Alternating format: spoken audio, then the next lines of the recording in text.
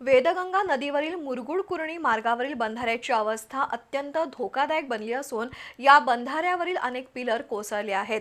त्यामुळे या मार्गावरून प्रवास करणाऱ्या नागरिकांच्या जीविताला गंभीर धोका निर्माण झालाय।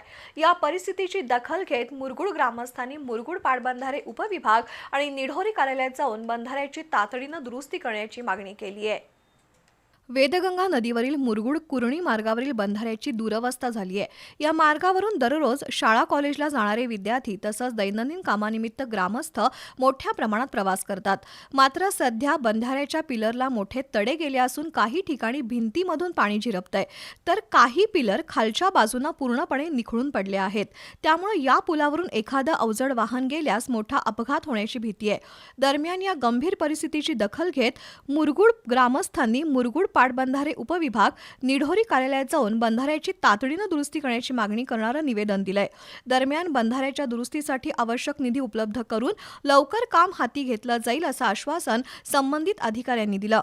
दरम्यान पुढील 2 महिन्यात पावसाळा सुरू होणार असून त्या काळात बंधारा साधारण महिनाभर पुराच्या पाण्याखाली असतो। संभाव्य धोका टाळण्यासाठी प्रशासनानं तातडीनं बंधाऱ्याची दुरुस्ती करावी अशी मागणी मुरगुड-कुरणी परिसरातील ग्रामस्थांकडून होत आहे।